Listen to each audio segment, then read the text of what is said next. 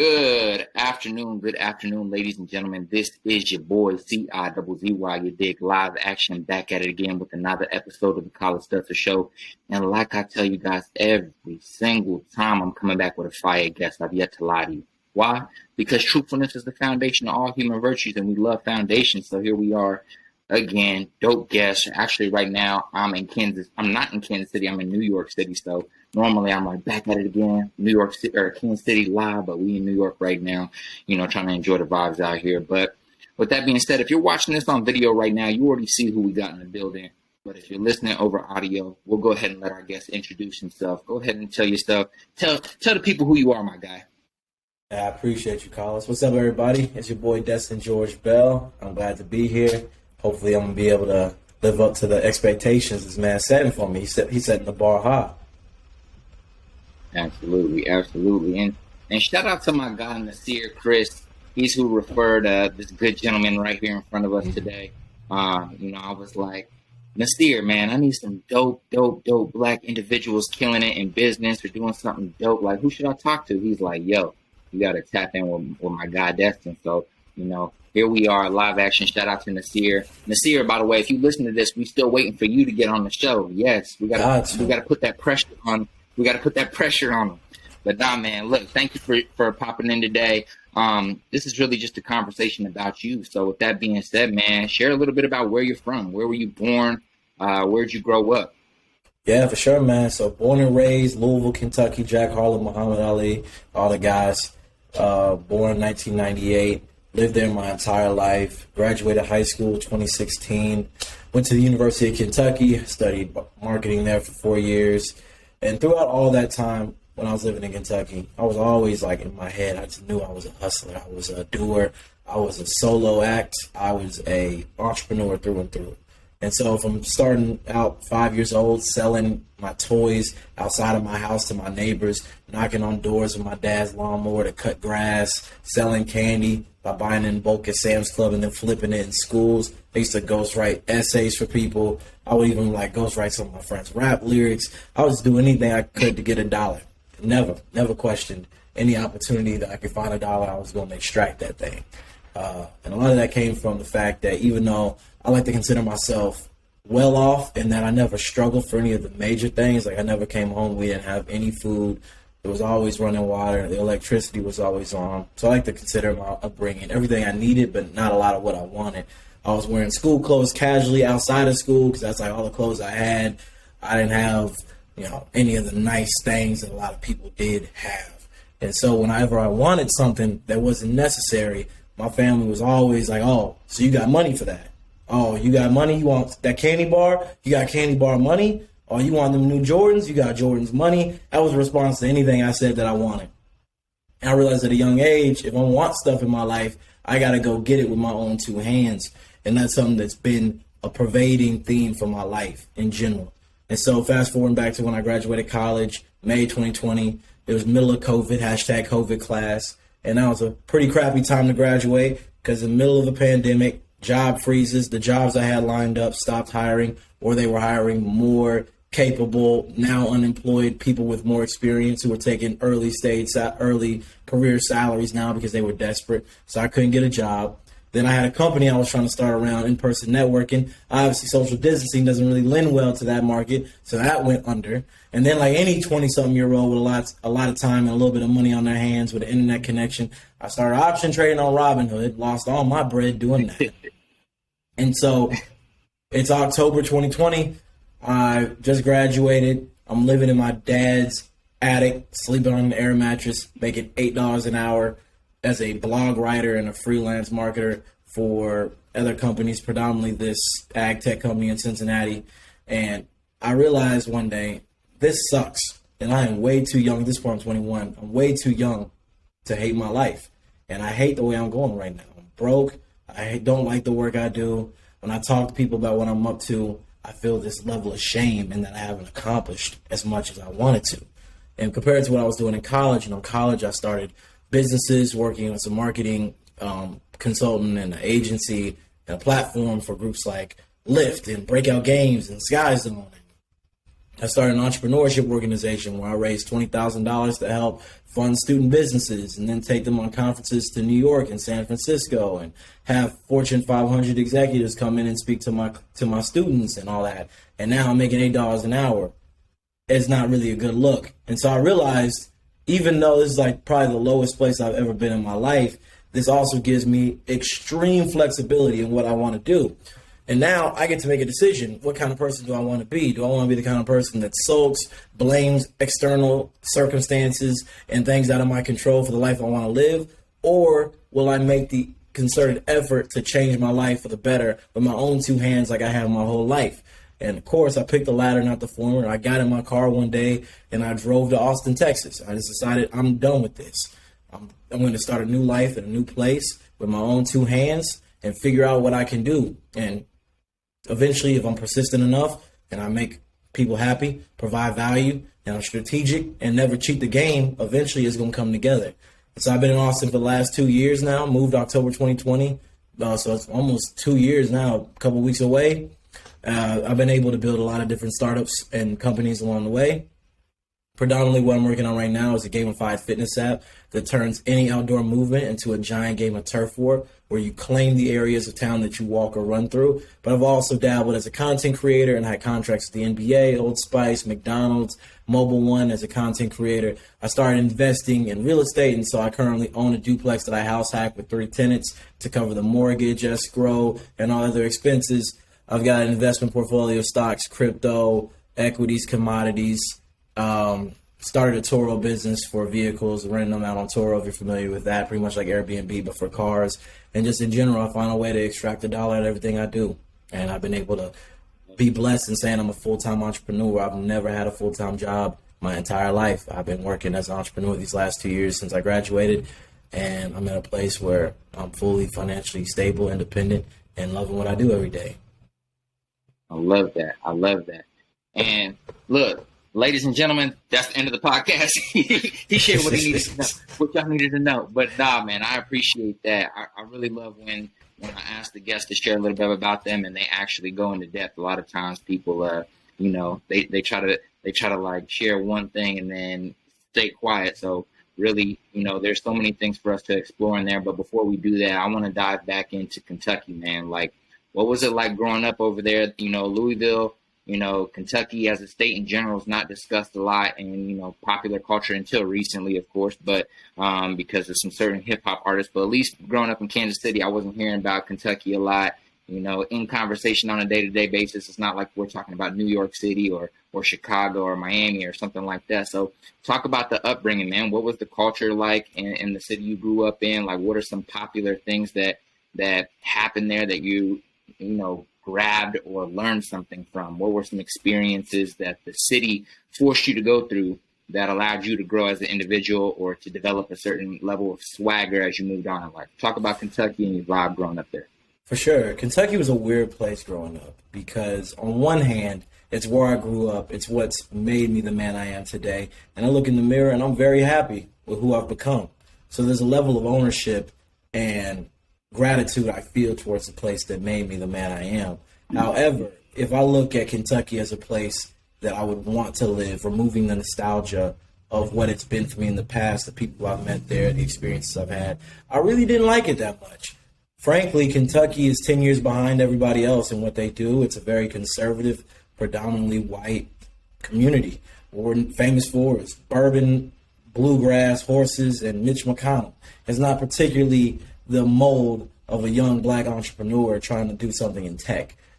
So I really knew, even at a young age, this is not the place that I'm going to spend the rest of my years, and especially my prime years in. It's a place for me to grow up, learn as much as possible, have my fun, but grind, network, and then figure out what direction I want to take with my life. And then once I'm ready to make that move, I'm ready to make that move, which is why in a weird way, COVID was almost, and I hate to say it because it's such a negative thing that affects a lot of people, but it was almost one of the best things that happened to me because it was this literal moment where I had a chalkboard and I had all these plans, I had all these things I had done, a resume full of stuff, job offers, business ideas, network, and I was starting to get comfortable in that and thinking that, man, I could really make a life for myself here. And then COVID said, "Oh, you thought?" And then took a eraser and just cleared the board for me. And that was, at the moment, crappy. But in hindsight, one of the best things that could have happened. Because now I realize, oh, man, now I'm seeing things from a very stable, not wrapped up in what I have, but just straight up objective level. This ain't the place for me.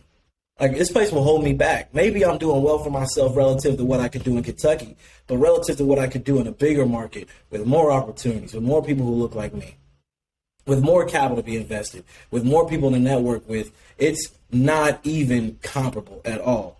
So I realized I just want to go full on to a new place with new opportunities that were better for me in the long term. And Kentucky, as great as it was and as cool as Jack Harlow makes it sound in his music, was not the place for me. Nah, I respect that. Shout out to Jack Harlow for making it sound like a dope place. Shout out to artists in general and music, music artists, because they really be making their city sound popping until you go visit and you be like, all right, this ain't for me. Right. But it's not like Louisville's terrible. Like, Louisville's not a third world country. I ain't gonna say that. But when I compare it to, you in New York, I'm in Austin. I've been to places like Miami. I've been to Baltimore. I've been to all these different cities. And I would say, of like the big cities that if I told you the name, you would recognize, you've been to or know a lot about, Kentucky ain't stacking up. And especially if we're talking on the professional level, the opportunities that you get there. Nah, the only thing Kentucky really has going for it is just how cheap it is to live there. Because, man, I was paying $500 a month for rent. Now I got a $3,000 mortgage. It's like, bro, where is the money going, man? For real. It's real. But, like, I tell people, look, you it's a trade-off. Everything has a trade-off. So you just gotta analyze your trade-offs. I was talking to friends like, why would you live in, I lived in LA and San Diego for a while, and I always talk about moving back to LA or San Diego or New York. And they're like, why would you do that? Why don't you just stay in KC, the rent and cost of living? I'm like, bro, it's all about trade-offs, dog. Like, it doesn't make sense for the desires I have to stay here in this city. Like, there's a limit for what I can do and the lifestyle I want to live. Doesn't mean KC's bad, doesn't mean Kentucky's bad, but just understanding your personal preferences and the trade-offs you're willing to take in order to live a certain lifestyle or to have access to certain opportunities. So exactly. I definitely feel that. I want to dive into a little bit about family, man. So, like, what are some things you learned from your parents growing up that, maybe some character traits or, some mental frameworks or ways of thinking that you adopted from your parents that really have helped you thrive in the entrepreneurship space? I think I got great perspectives from both of my parents on both sides of the fence. So both of my parents had normal jobs, but my mom had these entrepreneurial pursuits that she constantly chased throughout my time living in my childhood home.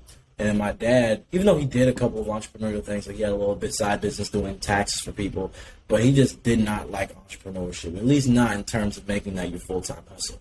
So my mom, she was an event coordinator. She helped plan weddings. She would DJ.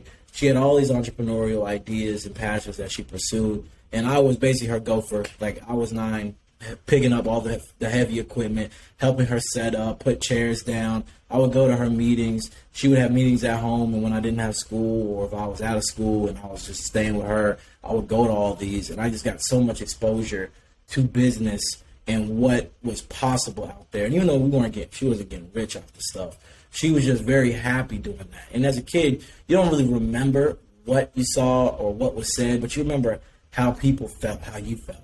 And I always felt proud of my mother. And I always could feel how much pride she took in her work. And that just came through osmosis as, entrepreneurship makes you feel good because you're doing something that you love for yourself with people that you like in a field that hopefully you love to do work in. Whereas my dad works the same place he worked at pretty much my whole life as a bookkeeper at a label printing company. He never spoke very highly of it. He always seemed to just relish when he would get off work. Even when he was doing the entrepreneurial stuff he did, it wasn't something he was super proud of, something that he really enjoyed, which is something he was good at and could monetize. And I felt that his lack of passion in those things just came through in the way he spoke about his work. And frankly, unless you're going to be wealthy, you're going to, buy Bitcoin in 2013, or you're going to sell a company for a couple $100 million when you're 30. Most of us are going to work for a long time, 30 to 40 years, 40 plus hours a week. And to me, if I'm going to do that, for the next 40 years of my life, I really don't want to do it with something I don't enjoy.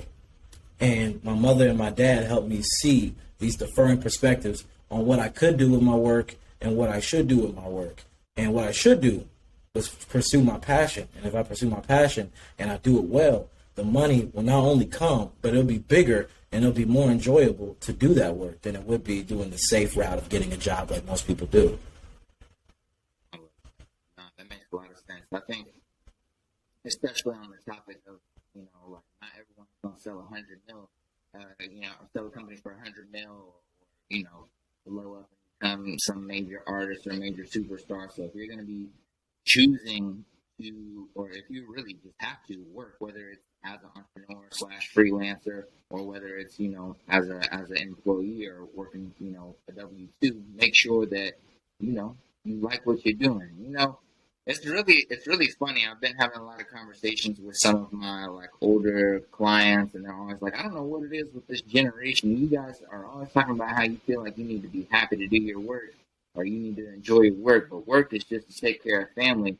So I kind of wonder, coming from that mindset of like the older generation, but now speaking to you as a young entrepreneur, what's your thought process on that? Like, having a family, having kids, and just making sure you're getting the money to take care of them. But then on the flip side, wanting to like love and enjoy your job. Like, do you feel like that those two things live in two different spaces, or do you feel like they have to coexist, or that they can coexist, or just what's your thoughts on that thought process between the new generation of like, I have to be happy and enjoy my job, and the older generation of, I just need to get a paycheck so I can take care of my family, and as long as my family's taken care of, I'm good. Like, what are your thoughts on it?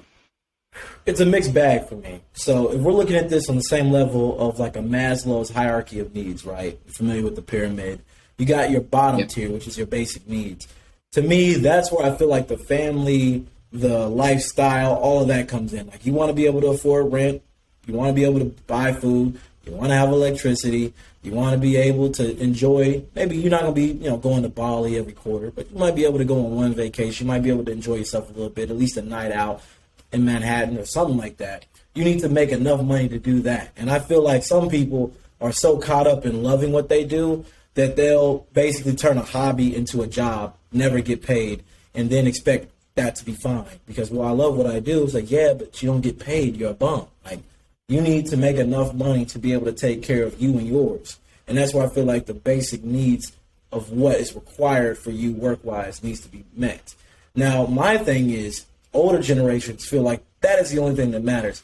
I fundamentally disagree with that, because you have to spend so much time and effort doing something.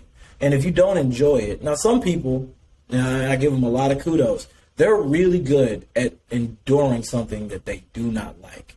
Me personally, I get fed up with people and stuff so quickly that if you told me for the next 40 years, 40 hours a week, I had to do something that I literally dread every day, I don't think I could see it through.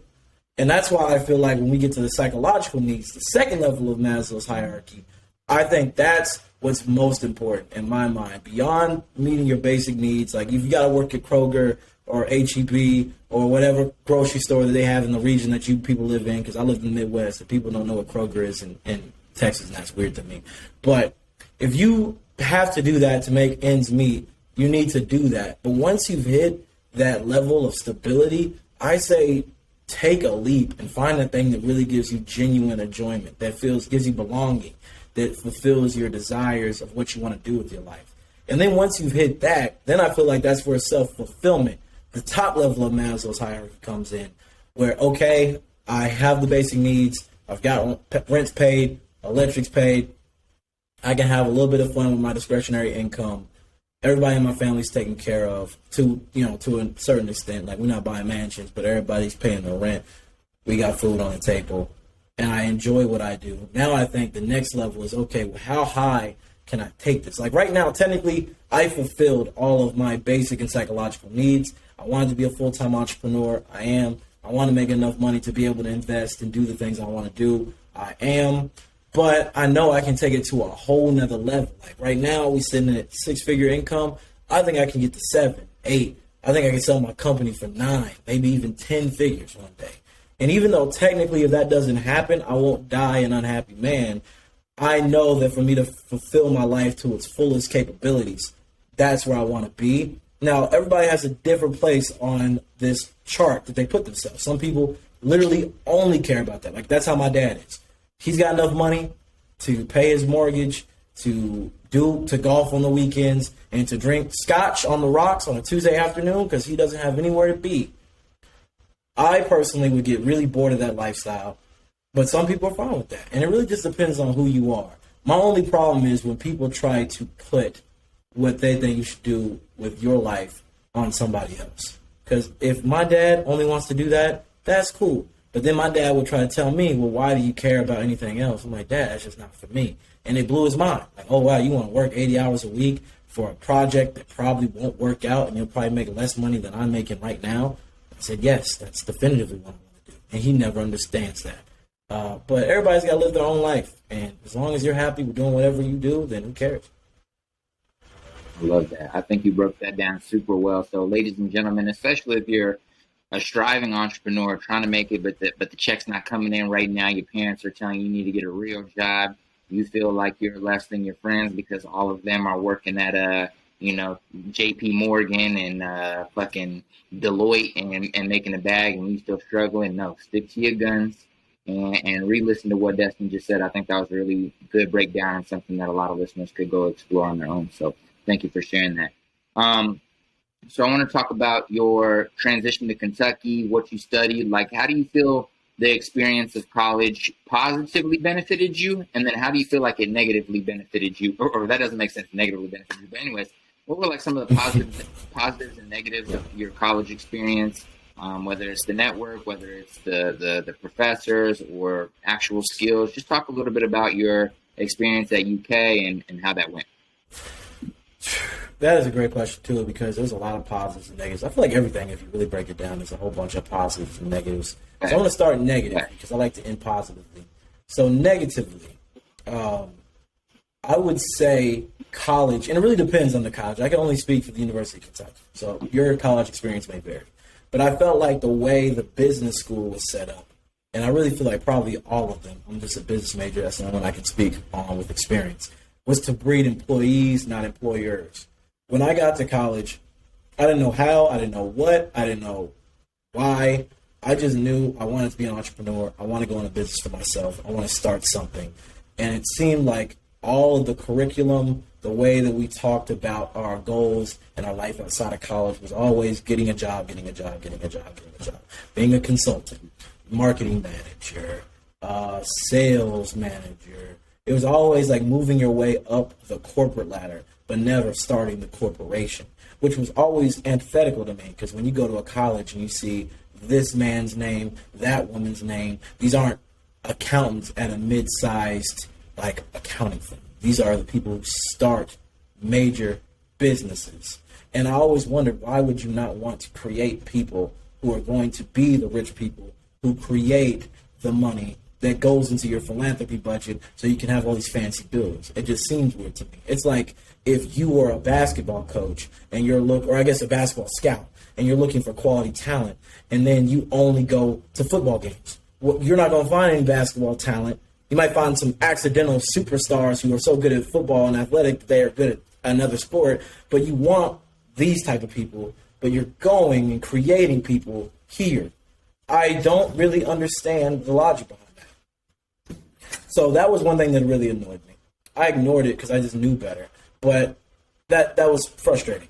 Another thing that kind of frustrated me a little bit about things was the fact that everybody around me was just so focused and having a good time.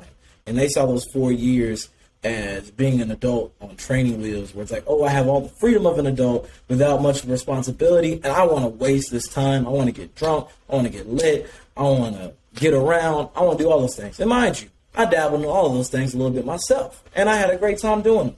But it was weird because to me, I looked at life being on training wheels as the best handicap for me to get into the real world as possible. Because I started businesses, I went to networking events, I learned as much as possible, and I knew I'm living cheap. Nobody expects anything from me because I'm 18 and stupid and have no life experience, which means I can go out and make as many mistakes as possible. At 18, it's cute when you go somewhere and you don't understand how business works. At 28 and 38, you just look stupid. And I wanted to look stupid at an age where you're allowed to. And it kind of annoyed me that the culture for that wasn't there for a lot of people. And it was hard for me to find the people who felt the way I did as early of an age as I felt it. So those are the two biggest negatives. But I like to talk about the positives. There were a lot of positives. For one, the networking opportunities. Now, mind you, a lot of the people I met in college, especially the ones that were my age, my class, were just, frankly, just having fun. And ain't nothing wrong with that.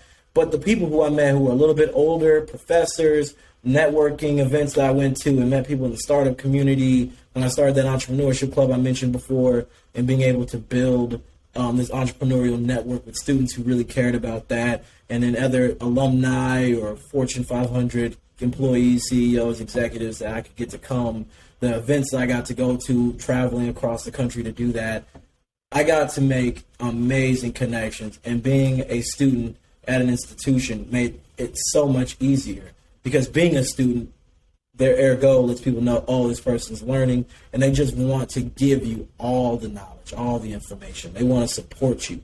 And especially considering most people that age, frankly, don't care about their professional career yet.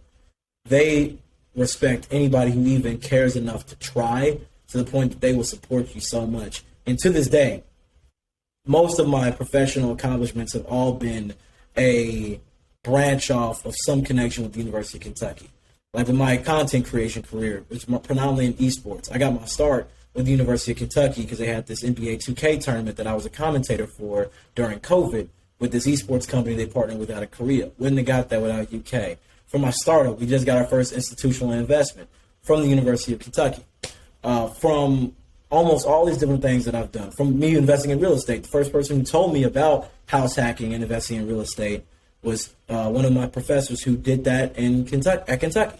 So the opportunity to meet those people, to me, was way more impactful than any class I ever took. Like, genuinely, I would pay tuition to go to UK and never attend a class and just talk to people and get to sit in on networking events, to get to sit in on real conversations, business activities, starting stuff, just dabbling and being a part of that ecosystem. That has been beyond impactful, more than anything I could have learned in the textbook. I love it. And you can't forget about basketball. You didn't go to a game? Shit. I went to a couple myself. I ain't gonna lie to you. I actually got a funny story about that.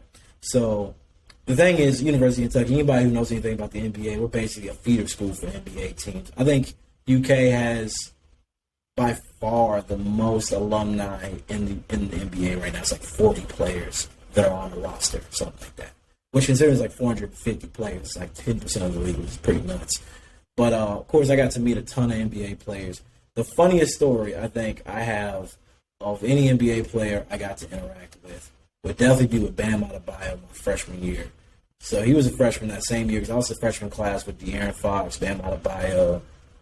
Dang it, somebody else, I can't remember. But I remember I was in the barbershop one day trying to get a cut.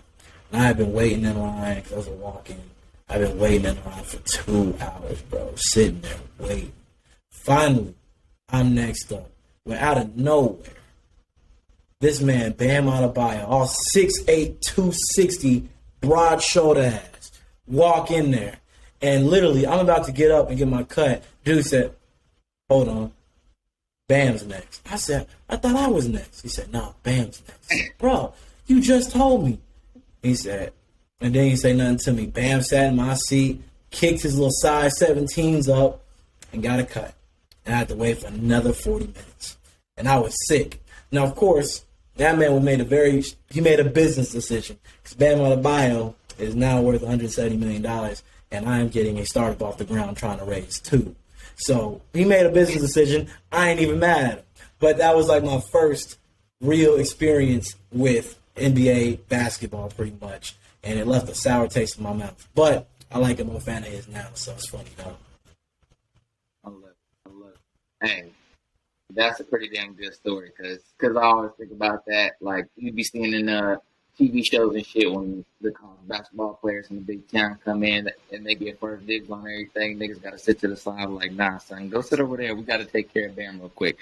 Bro, it's like that because every year I was at UK for 4 years, and every year you got 2 or 3 guys that are clearly NBA players. Like one year you got De'Aaron and Bam, next year you got Tyrese Maxey, the next year you got Jamal Murray, the next year you got this person, that person, that person, that person. So it's a constant flurry and a revolving door of NBA talent, and they're treated like royalty. Like they don't walk nowhere. They got golf carts everywhere.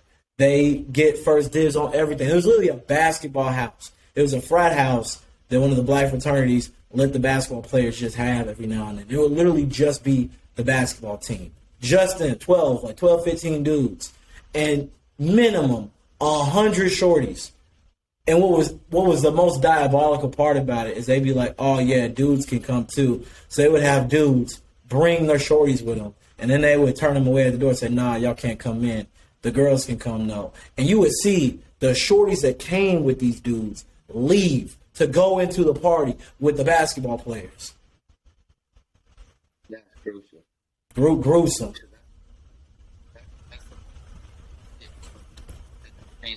Dog. Man, that's why Future is our Lord and Savior. At that moment, they were like, never again. Never again. Man, they start bumping that Hendrix immediately. Exactly. Immediately. Life changes. Life changes. Our Lord and Savior, Hendrix.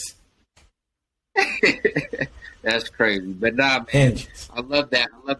I always start off the show just kind of getting a little bit of a backstory about our guest. I think it's super important to kind of hear where you're coming from, some of your experiences. But I'd love to, dive into present day and what you're working on. So you mentioned the app you're working on. Before I ask the question I have about it, just to be, is it cardio or is it? Yeah, it's cardio. IO? Yeah, we got a lot of eyes in there because we raising capital, and so that cardio with like a dot between the D and the I with just like the normal spelling is owned by PayPal, and it's going to cost a pretty penny. So we just kept adding I's until we got the domain. But eventually it will be cardio, like the normal way it's spelled with just a dot between the D and the I. But it is pronounced cardio. Sick. So you've started and launched cardio in December of 2021, I believe. And, if anybody was paying attention to, anything tech, anything fitness during the pandemic, that, the gamification of fitness apps, especially in the Web3 community for sure, was like a trend that you couldn't miss if you were paying attention. So talk about like how you guys started cardio, what sparked the idea, and was it because of like the popularity of gamified fitness starting to rise during the pandemic, or was it just something you guys were generally interested in because you're super involved in fitness? But just talk a little bit about, what inspired you guys to launch the app. What problem did you guys see was missing and that you're trying to fulfill? Yeah, the biggest thing was during COVID, I was just bored and I had no motivation to go outside.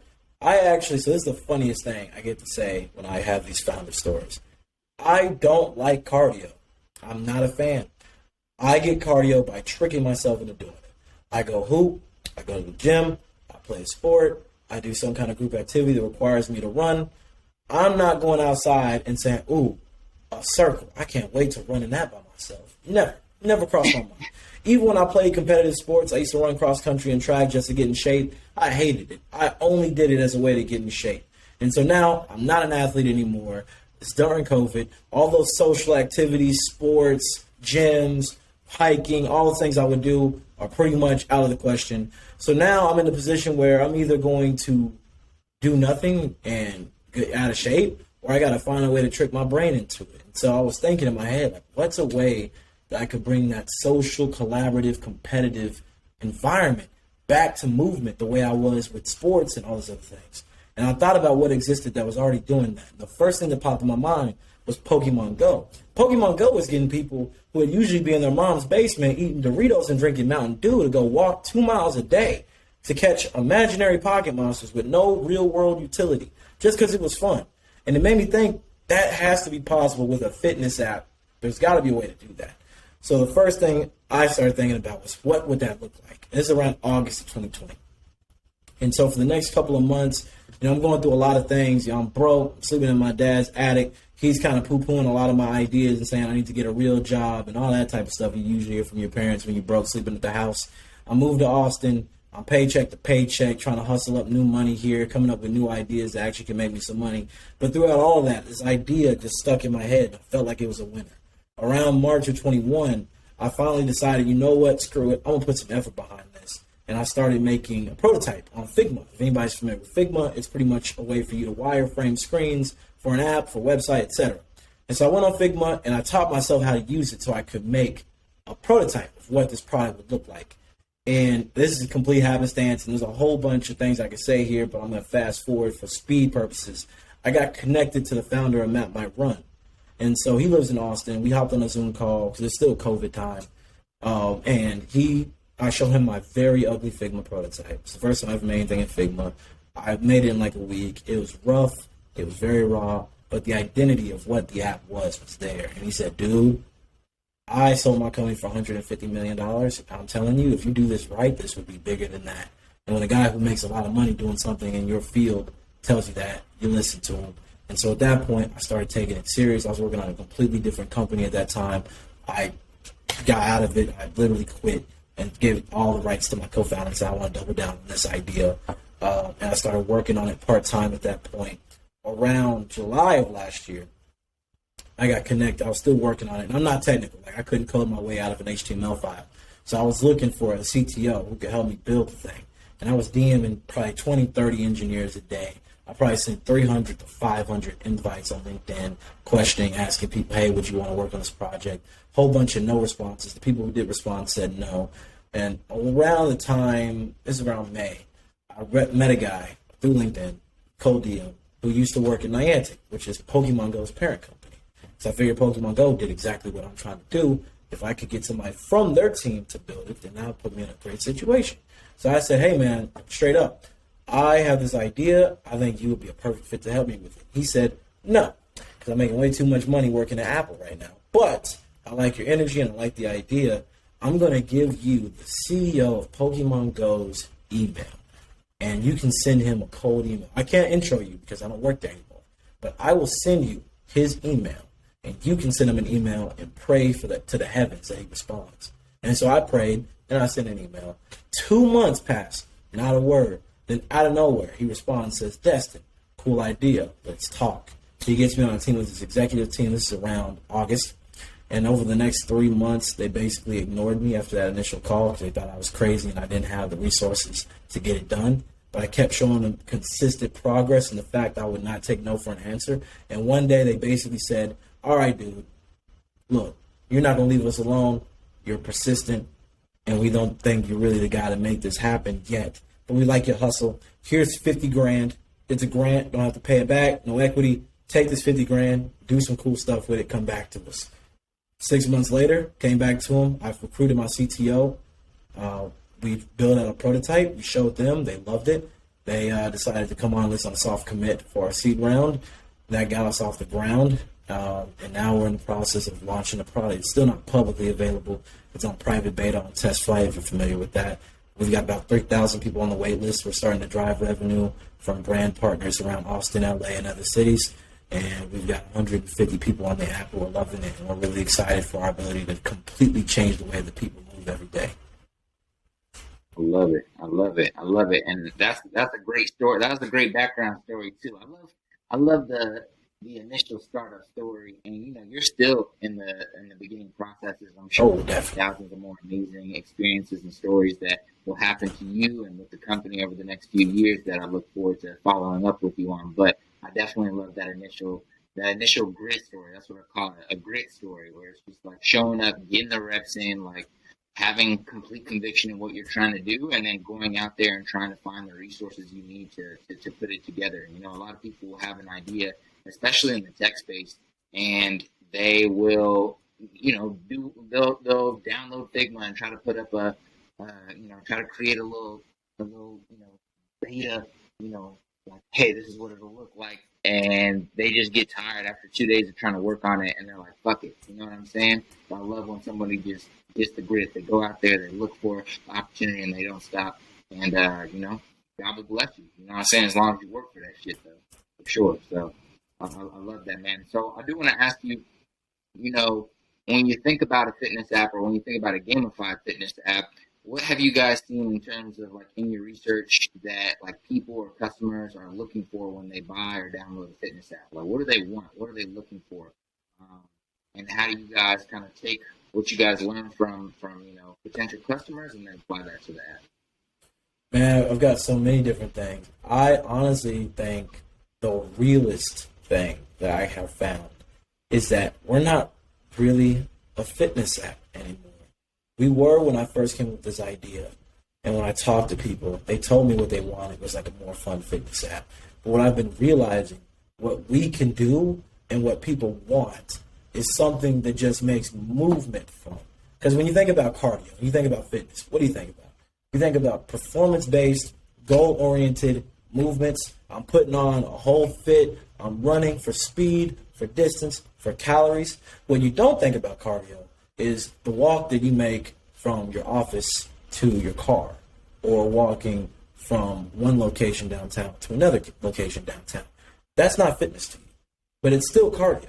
The average American, if they just walk 30 minutes a day, would reduce their risk of cardiovascular disease by 1/3.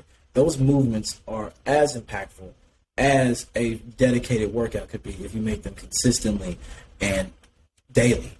And we're trying to find a way to make that process of getting those everyday movements a fun, social, and addictive experience to get people to love movement as much as they should to be healthy and live a healthy, active lifestyle. And we found that the fitness, the cardio, the specific focus on that is a small subsegment of what exists out there. That's why Pokemon Go is so popular. Pokemon Go to this day has 5 times more monthly active users than the #1 fitness app, Strava, in the US as of today. And they're destroying them on revenue, destroying them on daily active use, on weekly active use, on data points, on customer satisfaction score, on all these different factors. And of course, you could say it's the Pokemon IP.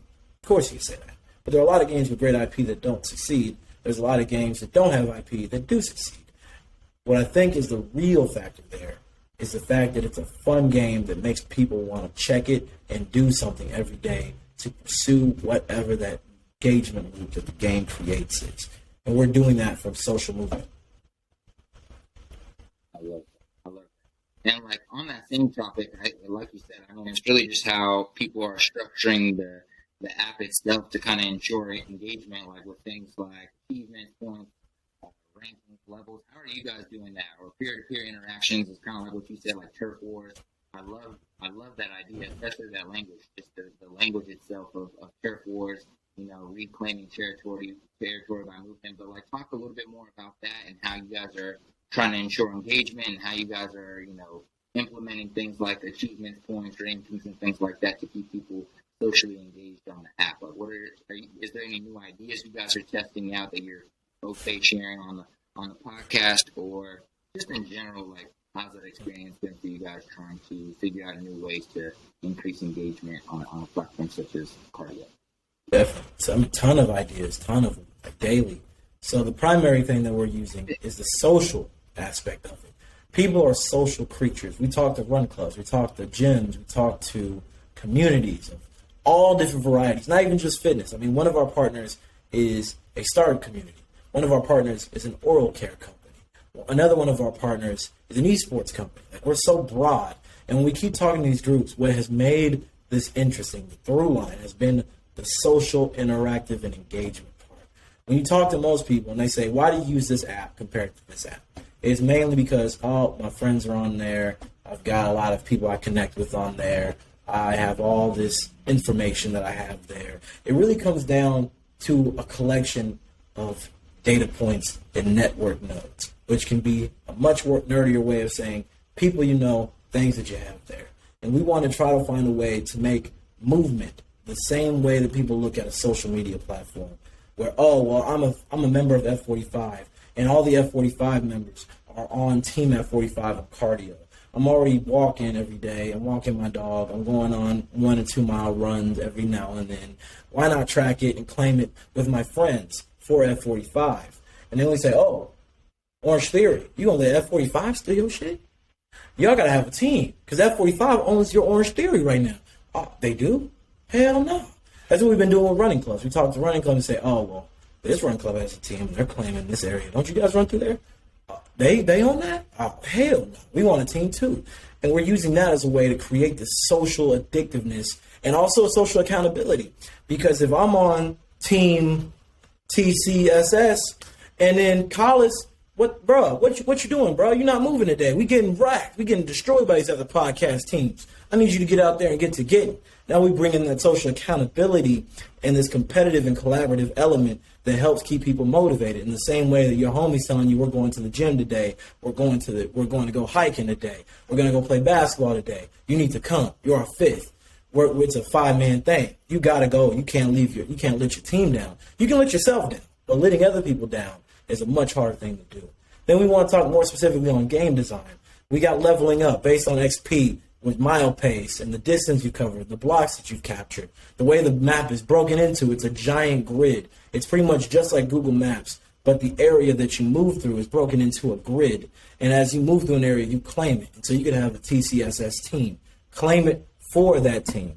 And then anytime another team moves through it, they would steal it from you. And you'd still be able to see, okay, this is Manhattan, this is Brooklyn, this is Queens. But here's a specific block within that that's owned by this team, stolen by that team, defended by this team. And using that as a way to motivate you, say, oh, you know what, I can go a little bit further because I don't own that block. It's only like an extra block for me to go down and snag that one, but I'll do it. I'll do that. We got customizations of your avatar. You can adjust what they look like. You can add customization, same way you would for any game. You can create your own team. So you can make a team for your podcast and your listeners and the people who come on to speak. You can make one for Kansas City. You can make one for whatever communities you part. You can just make one for your 5-on-5 basketball team with your own custom colors and an own logo that you upload for yourself. They'll be on any area of turf that you claim. You can do the same thing for teams that you decide to join with your favorite brands, communities. Say you're a New York Knicks fan or a Mets fan or you're a Chiefs fan. Whatever you want to do, you can form those teams, join those teams, and claim areas on behalf of that. We're even incorporating real-world incentives with some of our brand partners based on moving up to the top of the leaderboard of their team, claiming a certain area of town. You get cash in a free workout at F45 or a discount on gear at a run club or a discount on tickets for the Houston Rockets game or anything along those lines. And so many different features that if I went through the whole laundry list, we wouldn't even have any time left by the time I hit the halfway mark. I was over here thinking about, man, there's definitely some funny, like, I guess you could say ad or commercial content you could make for the app. I'm saying that that's the route to go, but I'm just saying in my head, I was like, oh, I agree with you. Shit is hilarious. You just like running with 5 people. You see somebody across the block running, and that's like, yo, they on a block. Nah, anyways, that's funny though. I love it. That's amazing. And I look forward to getting the opportunity to test that out in the future as well. So. I do want to ask, man, like, as a young individual, especially in a time where so many people are, thinking that they're entrepreneurs, maybe aren't entrepreneurs, but want to be because of like how it's popularized and how it's glamorized on social media. So many ideas come up and like you said, you have so many ideas. How did you choose or decide where you're going to spend your time in terms of ideas or, specifically business ideas that you have? Like, I know something I struggle with and some of my other friends, like, oh, I have this idea, and then they're focused on that for a few months, and then, oh, this idea pops up, and now you want to go over there. Like, how do you handle that in your head in terms of just so many cool ideas, so many businesses, so many opportunities? Like, how do you stay focused and lock in on one thing? How's that been for you? And like, what mental frameworks or strategies do you use to stay focused as like a hungry entrepreneur who sees opportunities everywhere? Definitely. So that is the hardest thing to do, because if you're an entrepreneur, you are an entrepreneur. You see problems every day. You see monetization opportunities in solving those problems every day. And then you're cocky enough to think that you're the guy who could do it. And that's exactly what happened to me. The hardest part was being early on a whole bunch of different stuff. Like now it's been easier. We're raising capital. We got users. We're driving revenue. I've got a team. I've got some advisors. We got a whole bunch of people who are interested in what we're doing with cardio. So it's a lot easier for me to say, this is my golden goose. I need to nurture that so I can get the eggs. But before all that, when you just have a whole bunch of unhatched eggs and you don't know which one's the golden goose, you want to make sure they all get as much attention as possible. And that's exactly where I was 2 years ago. I moved to Austin. I had no job. I had all these ideas. The first company I was working on before cardio was a remote work company focused on helping with getting to know your remote employees. So let's say you are just talking to college for the first time. You would have basically an intranet where you could go online into like a portal for your company and be able to see, oh, here are some words that describe college. Here are the best ways to talk to college. Here are the best channels to talk to college. And creating basically an intranet for these groups to be able to learn how best to interact with people. Because I was saying, oh, COVID, remote work. People hate remote work. They're not used to it. They need to figure out how to work together, how to have water cool talk, what to talk about, what not to talk about. I was working on that. Then I told you I started a YouTube channel as a content creator. And then that spawned from me doing YouTube videos to me doing direct activation with the NBA and Old Spice and McDonald's. And then at one point, I was like a day trader. I was on my computer, 3 monitors. I got crypto 1-minute charts here on FTX with a Proton VPN, routing my IP to the Netherlands for access to different derivatives. And I got my Robinhood options here. I'm on Wall Street bets every day, chiming in. I'm watching YouTube videos about the best top option picks for the day. I was doing that. I was like, oh man, Toro. I could start buying cars, put them on Toro. They cash flow their car payment plus like extra $400, $500. And I was like, oh, real estate. I bought a duplex. Like, oh man, what if I could become a real estate holdings company? Like, oh, that would be fire. So I'm gonna be honest with you. I'm the most focused, unfocused motherfucker in the world. Because I'm very focused on what I do, but I'm focused on a lot of different things at the same time. So all that being said, I think there are a lot of frameworks that you can take to figure out what it is you should focus on. The first one is look inside yourself. What do I enjoy doing? I like making content. I like creating stuff. I'm into fitness. I want to be in better shape. I want to be able to find a way to not pay rent, buy a house, hack in a house. Things that are interesting to me. Okay, cool. Now think about what are you actually good at? You know what? I love basketball, but I'm 5'8" with a 20-inch vertical. Like, even though I love it, it's fun. That's not practical for me. Like, that's one thing I found with the esports thing. That's why I fell off of it. It's like, oh, I'm good at video games, and I love being on camera, and I feel like I would be good at streaming and doing all this content. And I was doing very well for myself. We were doing like 5 figures monthly recurring revenue, all the contracts I had. But then I realized, man, I do not love video games enough to make this my full-time job. And that's when I realized I need to pivot into something else. Remote work, I wasn't passionate about it. Like, yeah, there's a big opportunity there. We were making money. There was a lot of companies that were interested in it, and I feel like I could have built that to a point where it was like a cash flowing business where I could have just kept that on autopilot and pretty much hired myself out the job for the cash flows. But I realized I don't love this enough to even get it to that point. And so slowly but surely, the same thing with trading. Like, man, trading is fun when it's going good, but it's not fun when it's not. One day you make $10,000, the next day you lose $8,000, the next day you make $5,000, the next day you lose $7,000, the next day, oh my God, if I had just bought that option, I would have been $40,000 up. I missed it. Now I'm sitting here kicking myself. I start FOMOing into stuff. I lose my bread. Something happens in the market. It's out of your control. Oh, you forgot to set your stop loss. Zeroed out. That's what happened to me when I was doing the option trading before I moved to Austin. And I realized that up and down swing, it just wasn't it for me. And I also wasn't creating value for anybody. I'm just making money looking at my computer. And of course, making money looking at your computer is cool. But I want to do something that people can say, oh, dang, Destin, you did that. That's fire, dude. Like, I love this product. I love that thing that you did. It made my life better. That's just something that, like, on an ego level, I want to be able to say I did something that wasn't just a value add for my pockets, but a value add for people in their lives. And once I went through these frameworks of all these things in my head, I realized cardio is the best of all the things I want to do. I want to do something I enjoy. I want to do something I'm good at. I want to make an impact for people. And of course, I want to make a lot of money. And I feel like it kind of hits all of those benchmarks that I have for what I want to do in my life.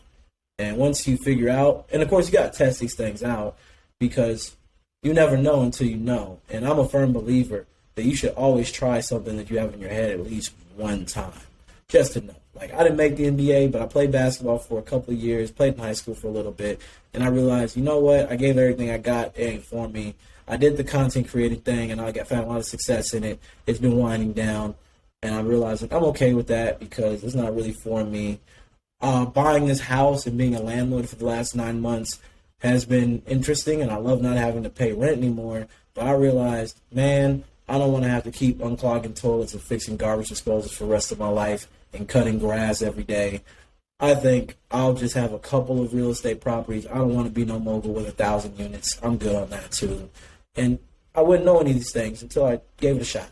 Now that I have, I know what I want to do and I know what I don't want to do. Try shit fast. Try and iterate. That's how I think about life. Try shit, then iterate. Try shit, iterate. Try shit, iterate. And Fast. Move quick, fail fast. Exactly. And people are always like trying to get on. People will try to get on your head. Like, no, stay, do that. Why don't you ever commit? No, I just know what I want. I know what I want. I'm gonna try. I'm gonna move fast. I'm gonna try. I'm gonna move fast. You know what I'm saying? So, right. That. One thing I'm going to say there, I'm going to add Yeah. one follow-up to what you just said. My bad to cut you off. But there is, I believe in that philosophy. However, I also feel that people use that as an excuse to continuously give up on stuff. Like, for instance, with cardio. Now we're raising money. We got a prototype. We got revenue. But that was 2 years after the original idea popped in my head. And between pretty much August of 2020 until basically June of 2022, I had no product.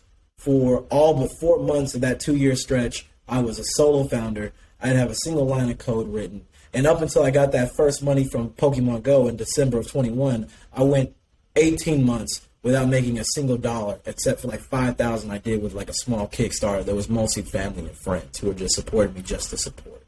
So if I had looked at it like, oh, this isn't working for me, I'm out, because it didn't happen quickly, I would have missed out on what I think now is my golden goose. And sometimes you got to be able to recognize failure from something that just hasn't taken off yet. And that's a very thin line. And that's one of the hardest things I feel like, especially for young entrepreneurs who want to succeed quick, who want to make money fast, who want to be that dude from day one. It's really hard for them to have the emotional intelligence and maturity to notice the difference between. Sometimes things just take a while. Like, not everything is a get-rich-quick scheme. Sometimes it takes a year or two to get something off the ground. And you have to know the difference between beating your head against the wall for no reason and shoveling in the ground when the diamonds are 6 feet deep, getting to 5.5 and thinking, ain't no diamonds in here. That's key. That's key. Really being able to learn and try to identify the difference between those two things, I think, is really the major challenge for me, and I'm sure for a lot of the listeners. So I definitely appreciate you sharing that at the end of that for sure. Man, first off, before I ask you these two final questions, I want to say thank you for your time today. I really enjoyed this conversation. I think one of my favorite things is interviewing people who are great at communicating. Like, there's one thing to interview people who are super dope and have a good story, and then it's one thing when you have a good story, a dope business, a dope personality, and you can communicate well, because the listeners can receive more of the value that that's coming across, and then I can really enjoy the conversation because I can actually understand what you're trying to say. So I really appreciate you coming in here, being who you are, and having a great conversation. So thank you, man. For sure. Appreciate you.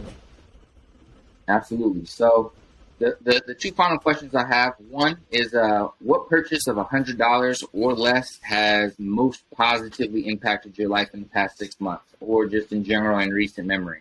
I like asking this question and get people to think a little bit deep about, like, where's my money going, and what's something that has had some major impact that maybe I haven't given as much gratitude for.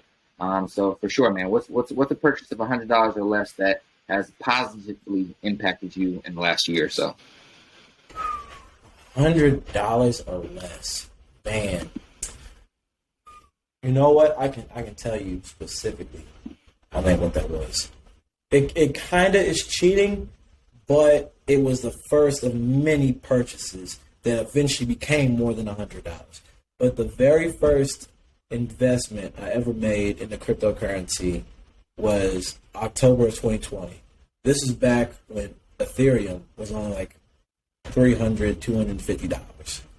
And I bought my first partial Ethereum token for $100, which from you remember, like, not now because crypto's in a weird place, but back when it was like jumping in 2021, and that first $100 ended up being an investment into multiple Ethereum tokens that I dollar cost averaged into, that set me up for a very successful investing portfolio in crypto. So that would be like on an investment level, the first thing that pops in my mind, just like taking whatever amount that you had at the time, putting it into something, and then just letting the market take it from there. If I had to say something outside of that, man, that is tough. $100. Because everything's so expensive, man, especially when you like really invest in big money. Facts. I'll make it easy for you. Let's think about maybe podcast, book, movie. Oh, no, I can definitely do that. I can definitely do that. There you go. Okay. And I feel like a punk for not being able to answer that. And I'm probably going to come around and think about it before we finish. But the first book, I won't say the first startup relevant book I read was The Lean Startup. I read it my freshman year of college. I think for almost everybody who listens to this podcast, no matter how old you are, no matter how much money you have, if you have never read this book, I highly recommend it. The entire crux of this book is how to start a business without blowing a bag on it. If you don't have a bag, obviously you can't. Even if you do have a bag, there are probably more efficient ways to do it. And I remember my first company, I was like, I want to make this marketing platform where students can find good deals to places off campus. I want to make an app, and I want to do this, and I want to do that. And I remember I was talking to my first mentor around entrepreneurship. He was like, well, read this book first. And I read it, and I realized, oh, wow. Maybe I should just like get a $10 a month Wix website. And literally, for the 2 years I ran that company, that is all I needed. Literally, I never even even when we were making enough money that I felt like, okay, I can justify like scaling up for an app. I was like, man, this Wix website is functional and everything I need to do. Like, why would I spend all this money and time on making an app? But literally, all I can do is just drive traffic to this website. And the book has been the crux of everything, like with cardio, with investing in real estate, with investing in stocks and crypto. It just helps you think so much more lean and how to start small and work your way up until you're ready to get to a big scale. I love that, man. I appreciate your answers there. Final question of the day, my brother. It's your last day on earth. You're 105 years old. You've lived as long as you've wanted to live. You've achieved everything you've wanted to achieve. But you're about to pass away. And this is the last thing your great-great-grandkids get to remember of you. And they're sitting at your feet and they ask you, great-great-grandpa, what's one piece of advice on how to live life? What are you going to tell them? Last thing, a last hurrah. I want to live to be 105, so do whatever I was doing. But outside of that, I would say you get to choose. You don't get to choose how your life starts, but you get to choose how it ends. Every day is an opportunity for you to be the person that you want to be. Life is hard in every single way that you live it. It can be hard to be broke, to be fat, to be lazy, to be out of shape. Or it could be hard to manage your business portfolio and remember where all your money goes and making sure that Uncle Sam gets all your taxes for your $1 billion startup exit and dealing with cleaning up a mansion. Both of those things are hard, but you get to choose which hard you get to deal with every day. Your life is in your own hands, so make a decision every day how you want to live it and move accordingly. Ladies and gentlemen, Destin, Bell, go ahead and plug the people. Where can they find you? How can they support you? How can they continue to follow your journey after today? My people, please come connect with me on LinkedIn. You can find me at Destin George Bell. Destin spelled like the city of Florida. George like Curious, Bell like Taco Bell. Please connect with me on LinkedIn. That's where I'm most active, especially on a professional level. And please, if you're interested in what we're doing with cardio and you're ready to be a part of the new movement on how we get people to get more active every day, one step at a time, please go to Cardio, which is Cardi, which is CARDII.io. I know it sounds like a Cardi B tech startup. We're working on that, but please go there, check out our website. If you're interested in what we're building, you can sign up for the wait list with the fill form at the top of the page. But if you guys are interested in anything else, please be sure to connect me on LinkedIn. Let's chop it up. Listeners, that's the show. 5-star review, share with a friend. We out.